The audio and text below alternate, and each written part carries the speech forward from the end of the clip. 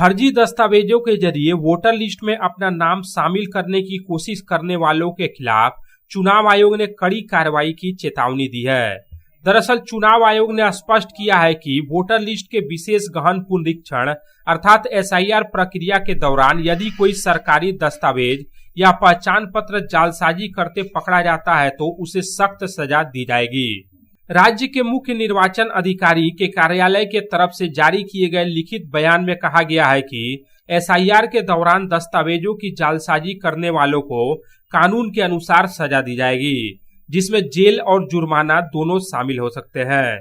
चुनाव आयोग के अनुसार भारतीय न्याय संहिता अर्थात बीएनएस की धारा 337 के तहत यदि कोई व्यक्ति वोटर कार्ड, आधार कार्ड, जन्म, विवाह या मृत्यु प्रमाण पत्र, अदालत के दस्तावेज, सरकारी कार्यालय के दस्तावेज, किसी सरकारी कर्मचारी द्वारा जारी प्रमाण पत्र या पावर ऑफ अटर्नी जैसे महत्वपूर्ण दस्तावेजों की जालसाजी करता है तो उसे अधिकतम 7 साल तक की जेल और जुर्माना हो सकता है।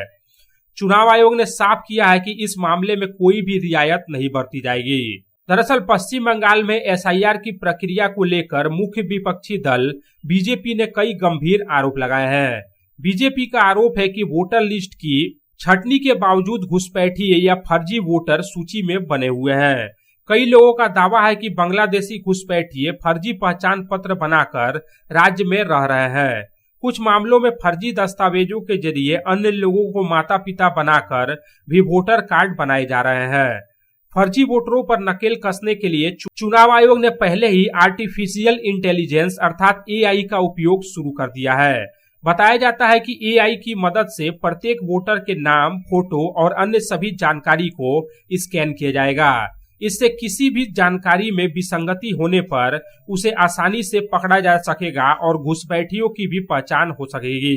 गौरतलब है कि एनुमरेशन फॉर्म को इलेक्शन कमीशन की वेबसाइट पर अपलोड करने की समय सीमा और एक दिन बची है। 16 दिसंबर को मसौदा वोटर लिस्ट प्रकाशित की जाएगी। इस सूची से संबंधित सभी आपत्तियां और दावे 15 जनवरी तक इलेक्शन कमीशन को बताए जा सकेंगे।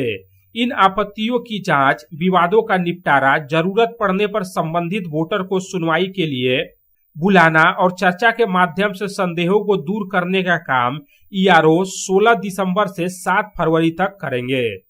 Bureau report, public times.